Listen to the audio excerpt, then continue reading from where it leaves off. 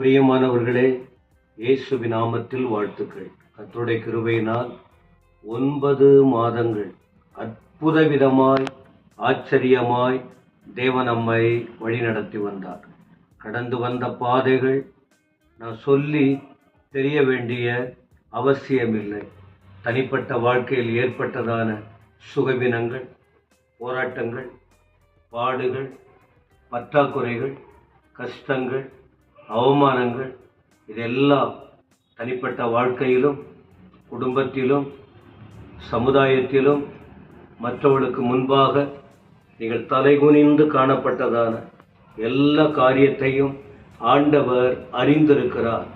9 மாதங்கள் போஷித்து காப்பாற்றி ஆதரித்து பராமரித்து ஏந்தி தாங்கி சுமந்து தப்புவித்து பல விதங்களில் கர்த்தர் நம்மோடு கூட உங்களோடு கூட இருந்து நடத்தி வந்தார் என்பதில் சந்தேகமில்லை. அப்போ இந்த 9 மாதம் காத்த தேவன் இந்த 2024ஆம் ஆண்டு அக்டோபர் மாதம், அதாவது 10வது மாதம், இந்த மாதம் முழுவதும் உங்களை நடத்துவதற்கு அவர் வல்லவராய் இருக்கிறார். இப்போ இந்த மாதத்தில் உங்களுக்கு கொடுக்கிற ஒரு வார்த்தை என்ன தெரியுமா? மற்ற கண்களுக்கு முன்பாக ஆண்டவர் உங்களை தலைகுனிய விடமாட்டார். உங்கள் தலை எண்ணெயால் அபிஷேகம் பண்ணப்படும். நீங்கள் உயர்ந்து காணப்படுவீர்கள். சங்கீதம் 23 படிக்கிறோம் அல்லவா? 3ஆம் வசனத்தில், என் சத்துருக்களுக்கு முன்பாக நீர் எனக்கு ஒரு பந்தியை ஆயத்தம் பண்ணி என் தலையை எண்ணெயால் அபிஷேகம் பண்ணுகிறீர், என் பாத்திரம் நிரம்பி வழிகிறது. 3ஆம் வசனம் 4ஆம் வசனங்கள்லாம் படிக்கும்போது எந்த அளவுக்கு ஒரு தேவ மனுஷனோடு கர்த்தர் கூட இருந்து தலையை உயர்த்துகிறார் அப்படின்னா, நண்பர்களால் தனக்கு தலைகுனிவு, குடும்பத்திலே தலைகுனிவு, மற்ற இடங்களில் தலைகுனிவு, மற்றவர்கள் ஆரம்பத்தில் நன்கு பழகினவர்கள், பேசினவர்கள், உதவி செய்வேன் என்று சொன்னவர்கள் இப்பொழுது உள்ளுக்குள்ளே தவறாய் யோசித்து எந்தெந்த விதத்தில் உங்களை கஷ்டப்படுத்த வேண்டும் என்று யோசிக்கிற நிலையை கர்த்தர் அறிந்து உங்கள் தலையை எண்ணெயால் அபிஷேகம் பண்ணுவார். ஒரு வார்த்தை சொல்லுகிறேன், மன்னித்துக் கொள்ளுங்கள், எடுத்துருவீங்கல்ல? ஆதியாகமத்தின் புஸ்தகம் 31ஆம் அதிகாரம் 3ஆம் வசனம். ஆதியாகமம் 31:3. கர்த்தர் யாக்கோபை நோக்கி, உன் பிதாக்களுடைய தேசத்திற்கும் உன் இனத்தாரிடத்திற்கும் நீ திரும்பி போ, நான் உன்னோடு கூட இருப்பேன். யாக்கோபு பெற்றோரின் அனுமதியோடும் தெய்வீக ஆசீர்வாதத்தோடும் தன் குடும்பத்தை விட்டு தூரம் போனார். ஏறக்குறைய 20 வருடங்கள் அவர் அங்கே இருந்தார், வளர்ந்தார், மற்ற குடும்பத்துக்கு ஆசீர்வாதமாய் இருந்தார். இப்பொழுது இவரால் அவன் இருந்த அந்த மாமா குடும்பம் ஆசீர்வதிக்கப்பட்டது.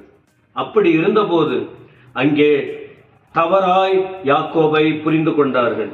பின்பு 31:1, லாபானுடைய குமாரர் எங்கள் தகப்பனுக்கு உண்டானவைகள் யாவையும் யாக்கோபு எடுத்து கொண்டான் என்றும், எங்கள் தகப்பனுடைய பொருளினாலே இந்த செல்வத்தை எல்லாம் அடைந்தான் என்றும் சொன்ன வார்த்தைகளை யாக்கோபு கேட்டான். இவன் தான் கஷ்டப்பட்டது. ஆனா அந்த குடும்பத்தில் உள்ளவங்க தவறாய் புரிந்து கொண்டார்கள், தவறாய் பேசினார்கள். அப்பொழுது 2ஆம் வசனம், லாபானின் முகத்தை யாக்கோபு பார்த்தபோது அது நேற்று முந்தைய நாள் இருந்தது போல் இராமல் வேறுபட்டிருக்கிறதை கண்டான். இத தனிப்பட்ட போராட்டம் இருக்கிறது. ஆண்டவர் அதை பார்க்கிறார் என்று யாக்கோபுக்கு தெரியாது. ஆனா இப்பதான் தெரியும். எங்க லாபானா இருக்கட்டும் சரி, அவங்க குடும்பமா இருக்கட்டும் சரி, வேலையை வாங்கிக்கிட்டாங்க, தவறான வார்த்தைகளை உச்சரிக்கிறாங்க. இப்பொழுது எனக்கு எல்லாம் இருந்தாலும் எனக்கு தலைகுனிந்து காணப்படுகிறேன், எனக்கு யாரும் இல்லைங்கிற உணர்வில் இருக்கும் போதுதான் கர்த்தர் குறுக்கிடுகிறார். என்ன தெரியுமா? நான் உன்னோடு கூட இருக்கிறேன், நான் உன்னோடு இருக்கிறேன், உன்னோடு இருக்கிறேன். அதனால நீ பிதாக்களுடைய தேசத்துக்கு உன் இனத்தார் இடத்திற்கு திரும்பி போ. உன்னை எங்கிருந்து அழைத்தேன், எங்கே நடத்தினேன், நீங்க அங்க போ, நான் உன்னை உயர்த்துவேன். ஆசீர்வதிப்பேன், உன் சந்ததியை பெரிதாக்குவேன். ஆனால் இந்த ஆசீர்வாதம் வருவதற்கு என்ன தெரியுமா? என் வார்த்தைக்கு நீ கீழ்ப்படி, நான் உன்னோடு இருப்பேன். இந்த காலை வேளையில் இந்த வார்த்தைகளை கேட்கிற அருமையான தேவ ஜனமே, இந்த அக்டோபர் மாதம் 1ஆம் தேதி இந்த மாதம் முழுவதும் கர்த்தர் உங்களோடு இருப்பார். அவர் சத்தம் உங்களுக்கு தொனிக்கும். நீங்கள் சமாதானம் பெற்று வாழ்வீர்கள். பலத்தால் உங்களை இடைக்கட்டுவார். எல்லா நோய்க்கும் எல்லா போராட்டங்களுக்கும் விலக்கி காப்பார். உங்கள் பற்றாக்குறையை அப்புறப்படுத்துவார். உங்களோடும் உடைய குடும்பத்தோடும் தேவன் இருந்து அற்புதமாய் ஆசீர்வாதமாய் வழி நடத்துவார். எனவே கர்த்தருடைய வார்த்தை அவர் சொல்லுகிறபடி அவர் வார்த்தைக்கு கீழ்ப்படிந்து போங்க. நீங்கள் ஆஸ்வதிக்கப்பட்டவர்களாய் இருக்க முடியும். ஜெபம் பண்ணலாமா? எங்கள் அருமையான தேவனே, உமக்கு ஸ்தோத்திரம். இந்த மாதத்தின் இந்த முதல் நாள் வார்த்தைக்காக ஸ்தோத்திரம். தேவனை இதுவரை எங்களை கைவிடவில்லை, காப்பாற்றினி, தாங்கினி, நன்மை செய்தி, கூட இருக்கிறீர். இந்த 10வது மாதம் கூட நீங்கள் கொடுத்த வாக்குக்காக ஸ்தோத்திரம். என் சபைக்காக, என் ஜனங்களுக்காக, வாலிபர்களுக்காக, எல்லா பரிசுத்தவான்களுக்காக, இந்த சத்தத்தை கேட்கிற ஒவ்வொருவருக்காக ஜெபம் பண்றோம். நீர் கூட இருக்கிற தேவன், நீர் பேசுகிற தேவன், நீர் வழி நடத்துகிற தேவன், நீர் ஆசீர்வதிக்கிற தேவன். எல்லா எதிர்ப்புகள் மத்தியில் கர்த்தர் கனம் பண்ணுகிற தேவன். அப்படி எல்லாருக்கும் அந்த தயவை கொடுத்து நடத்தும் ஆண்டவரின் ஆசீர்வாதம் நம் மாதம் முழுவதும் ஒவ்வொருவர் மீதும் இறங்கி வரும்படி வேண்டுகிறோம். கர்த்தருடைய ஆசீர்வாதங்களால் நிரப்பும் உங்க சமூகத்திலே ஒப்பு கொடுக்கிறோம். மகிமையாய் நடத்துவி. துதி கன மகிமை நீர் ஏற்றுக்கொள்ளும். இயேசு கிறிஸ்துவின் நாமத்தில் ஜெபங்கேளும் நல்ல பிதாவே. ஆமேன், ஆமேன். கர்த்தர் உங்களை ஆசீர்வதிப்பாராக. ஆமென்.